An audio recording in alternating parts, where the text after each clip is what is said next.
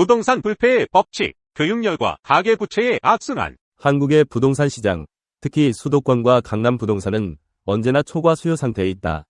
그 중심에는 부동산 불패라는 신념이 자리 잡고 있다. 사람들은 부동산이 안전한 투자 자산일 뿐 아니라 자녀의 교육, 삶의 질, 그리고 가문이 부를 대물림하는 수단이라고 생각한다.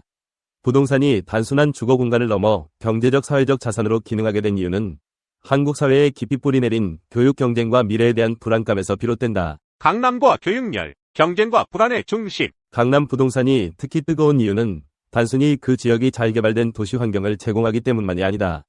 강남은 입시 경쟁의 상징이며 그로 인해 자녀의 교육을 위한 명당으로 인식되고 있다. 강남에는 많은 명문 학교와 사교육 인프라가 집중되어 있으며 이는 학부모들이 자녀의 성공적인 교육을 위해 그 지역으로 몰리게 만드는 중요한 요인이다. 그들은 단순히 좋은 교육을 받게 하는 것을 넘어 자녀가 사회적 계층 이동을 통해 더 나은 삶을 살 수 있도록 모든 자원을 쏟아붓는다. 그렇기에 강남의 부동산은 교육열과 함께 끊임없이 수요를 불러일으키고 이는 집값 상승의 주된 원인이 된다. 아무리 부동산 규제 정책이 나오더라도 학부모들은 자녀의 미래를 위해 투자해야 한다는 불안감에 집을 사야 한다고 믿는다. 이처럼 교육열과 부동산 수요가 결합되면서 특히 강남은 부동산 불패의 상징이 되었고 그 수요는 줄어들 기미를 보이지 않는다. 가계부채와 부동산의 악순환. 강남과 같은 지역의 부동산 수요는 단순히 자녀의 교육에만 의존하는 것이 아니다. 가계부채와 부동산 가격의 상관관계는 한국 경제의 시한폭탄과도 같다. 부동산 가격이 오르면 더 많은 사람들이 빚을 내서라도 집을 사려 하고 이는 가계부채를 늘리며 부동산 시장에 더 많은 돈이 쏟아지게 된다.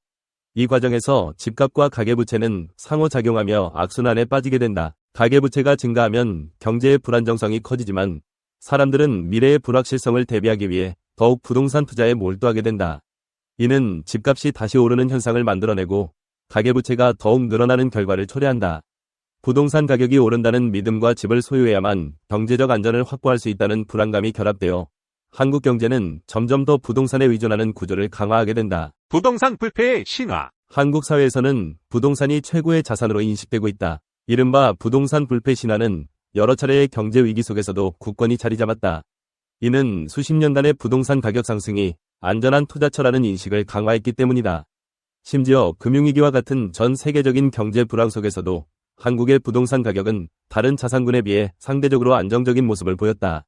이러한 경험은 사람들로 하여금 부동산이 결코 실패하지 않는 자산이라는 믿음을 가지게 만들었다. 이 신화는 단순한 경제적 논리를 넘어서 사회적 상징성과 계층 유지의 수단으로 확장된다. 강남을 비롯한 특정 지역의 부동산을 소유하는 것은 단순히 주거지를 얻는 것이 아니라 그 지역의 교육, 인프라, 네트워크 등을 얻는다는 것을 의미한다. 이러한 요소들이 부동산 가치의 상승을 보장해주며 이로 인해 사람들은 강남과 같은 지역의 집을 사기 위해 더욱 노력하게 된다. 사다리의 불안감과 부의 대물림. 그러나 이 사다리에 올라타지 못할지도 모른다는 불안감은 많은 사람들을 더욱 조급하게 만든다.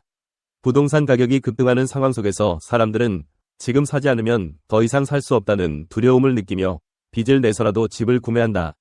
이는 자녀 세대가 나보다 더 나은 삶을 살 수 있을까 하는 불안감에서 비롯된 것이다. 이러한 불안은 부의 대물림에 대한 걱정으로도 연결된다. 부동산을 소유하지 않으면 자녀에게 경제적 기반을 물려주지 못할지도 모른다는 두려움이 더욱 강해지고 이는 가계부채를 더욱 증가시키는 결과를 낳는다.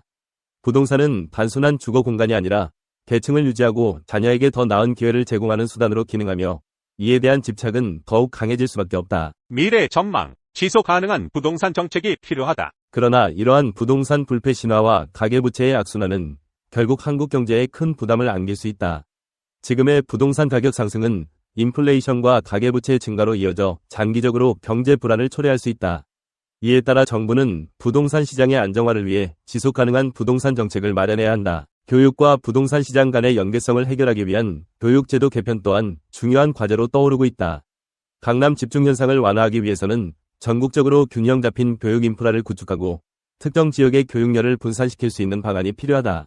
또한 가계부채 관리와 부동산 투자 제한을 통해 가계가 더 이상 과도한 빚을 지지 않도록 해야 한다. 부동산 불패의 법칙을 넘어 한국 사회에서 부동산은 단순한 자산 이상의 의미를 가지고 있으며 그 속에는 교육, 계층 유지, 경제적 안정성에 대한 불안감이 깊이 차지하고 있다.